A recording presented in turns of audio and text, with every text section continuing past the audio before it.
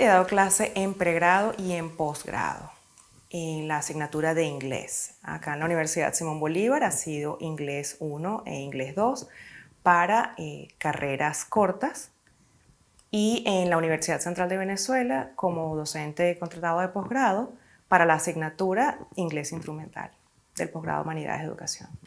Hasta julio del año pasado estuve acá dictando inglés en pregrado acá en la Simón Bolívar, y todo este tiempo sí me he mantenido, incluso actualmente, dictando inglés en posgrado para los posgrados de la Facultad de Humanidades y Educación, que es inglés instrumental. Es una asignatura donde se ofrecen herramientas de comprensión de textos académicos, comprensión de lectura de textos académicos, y ya son estudiantes que, bueno, ya tienen un pregrado hecho y incluso para algunos este no es el primer posgrado.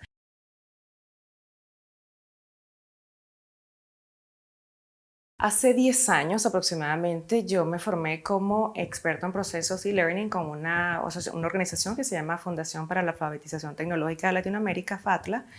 Allí recibí lineamientos en cuanto a lo tecnológico y lo pedagógico y lo social de la enseñanza virtual.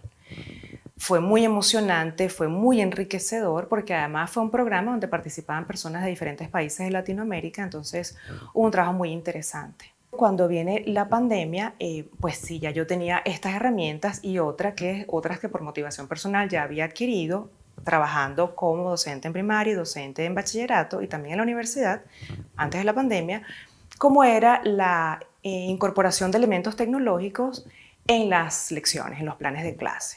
Lo que hace la diferencia cuando viene la pandemia es que ya no es un elemento innovador, un elemento para causar sorpresa o motivación en los estudiantes, sino que ya se convierte en un requerimiento.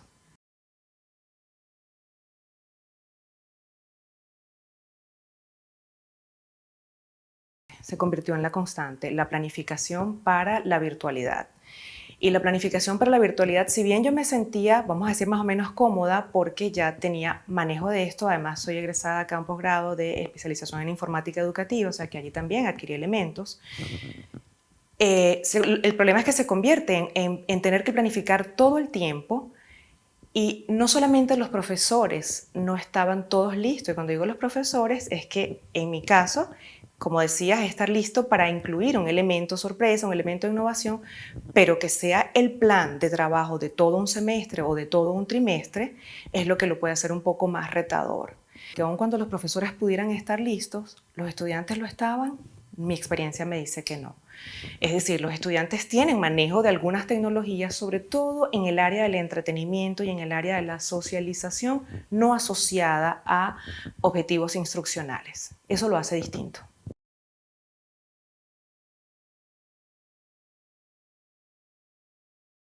Y el reto va más allá de la preparación que pudieran tener profesores y estudiantes, porque es que tiene que haber una convergencia de muchos elementos, tiene que haber convergencia de una plataforma tecnológica universitaria que soporte la enseñanza, que dé apoyo, que funcione con la cantidad de estudiantes, que funcione con la cantidad de archivos que se pueden subir, que se mantenga en el tiempo, porque algunos profesores reportan que a veces las plataformas no conservan los cursos, entonces hay que volverlos a subir. Eso es un desgaste para los profesores, desanima. Y a esos retos se le suman, bueno, la situación país, la inestabilidad de los servicios como la electricidad y es el acceso a internet. No todos los retos tienen que ver con la tecnología. Hay retos que tienen que ver con el desarrollo de estrategias. Algo que ha puesto en evidencia esta situación de pandemia y el trabajo a distancia es cuánta autonomía tenemos, tanto estudiantes como profesores. Los estudiantes suelen estar más acostumbrados, voy a hablar primero desde el punto de vista del estudiante, los estudiantes suelen estar más acostumbrados a tener ese feedback directo con el profesor que les dice dónde está la información, este es el libro de texto sugerido. Sin embargo, a la hora de trabajar a distancia, pues requiere de que el estudiante sepa navegar.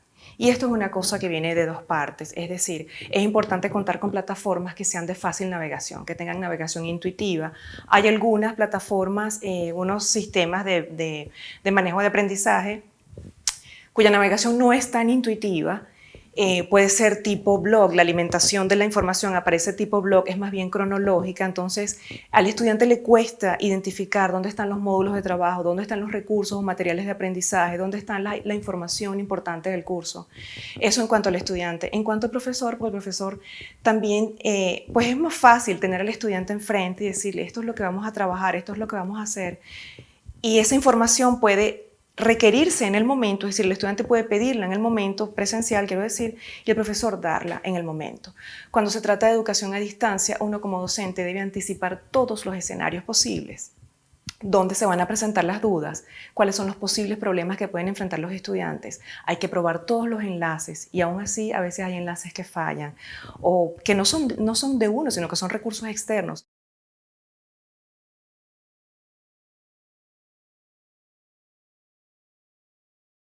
La educación a distancia, una de las cosas, si bien exige planificación, pero también requiere flexibilización en todos los sentidos, en cuanto a cómo se entrega el material y sobre todo en cuanto a los tiempos de entrega. Es decir, nosotros como profesores tenemos que cumplir un calendario académico, nosotros tenemos que entregar unas notas a tiempo, a control de estudios o su unidad equivalente, y los estudiantes deberían también entregar sus trabajos a tiempo para que nosotros podamos cumplir con esa carga de notas.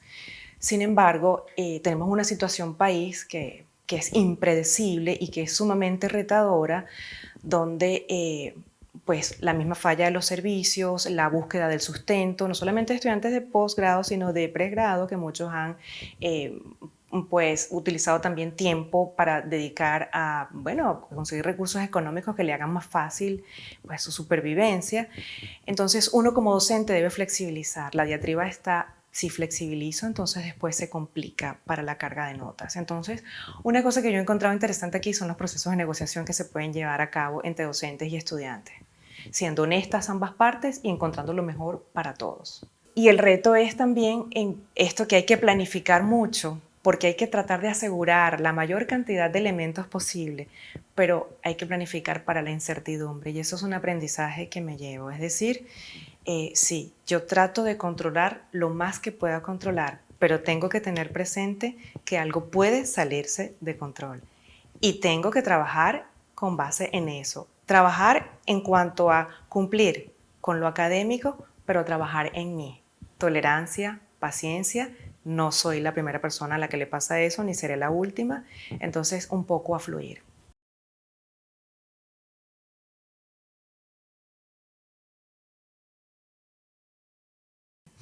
La presencia del profesor en línea se entiende como ese estar presente en la distancia. ¿De qué manera? A través del feedback oportuno, es decir, entregaron una tarea, yo respondo a la tarea dentro de unos plazos que normalmente se establecen al principio del curso, es decir, uno junto con las políticas dice las asignaciones serán respondidas en un plazo de 48 a 72 horas, dependiendo de lo que el profesor estime según sus demandas, ¿no? Entonces el profesor debe dar ese feedback oportuno, pero también debe buscarse el espacio para el compartir en lo humano. Por eso es que uno busca tener un espacio dentro del aula virtual que sea para compartir sobre gustos, intereses. Uno pues de manera deliberada hace preguntas que tengan que ver con intereses, con hobbies, con anécdotas, para buscar ese acercamiento. Es importante, muy, muy importante. Y cuando digo por qué es retador, porque las tareas llegan en momentos distintos, porque a veces los mensajes, hay plataformas que redirigen los mensajes al correo personal o institucional del profesor, pero es importante que uno como docente esté entrando constantemente al aula. Y eso puede ser retador porque demanda tiempo y a veces el momento que se tiene dispuesto para eso, pues puede haber un problema de luz, puede haber un problema de internet o alguna otra cosa que hubo que resolver en el camino. Todavía siento mucha emoción porque yo soy muy pro tecnología y lo sentí como mi oportunidad de oro para poder poner en práctica las cosas que iba aprendiendo y que sigo aprendiendo. En primer lugar, había mucha emoción por, bueno, ahora voy a poder hacer con licencia todo lo que siempre he querido hacer, pero entonces empiezo a encontrarme esas dificultades de los estudiantes, que hay estudiantes para quienes no es lo mismo, no lo sienten igual y ya para eso se convierte como un filtro para ellos a la hora de ingresar al aula virtual porque no lo sienten igual.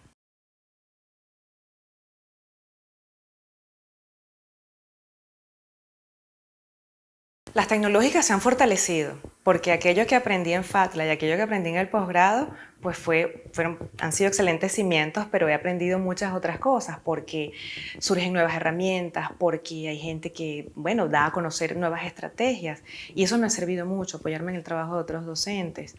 Pero una cosa también que he ido manejando es que he ido aprendiendo a conocer a mis estudiantes, los de pre y los de posgrado.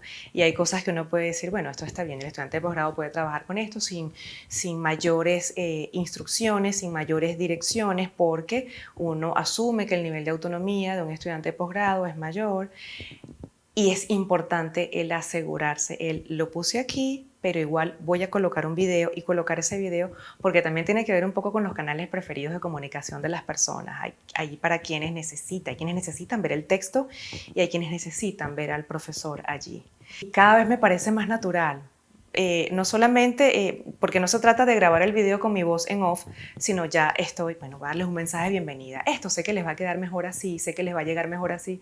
Y entonces incluso esa parte de mí que tendía a ser un poco más retraída, más tímida, de no quiero mucho aparecer en cámara, me he dado cuenta que para muchos es lo mejor y ya para mí no representa un elemento de, bueno, lo haré, no lo haré. O sea, es lo mejor y voy a estar contenta con eso porque sé que es lo mejor para muchos estudiantes. Es un logro para mí, sí, definitivamente.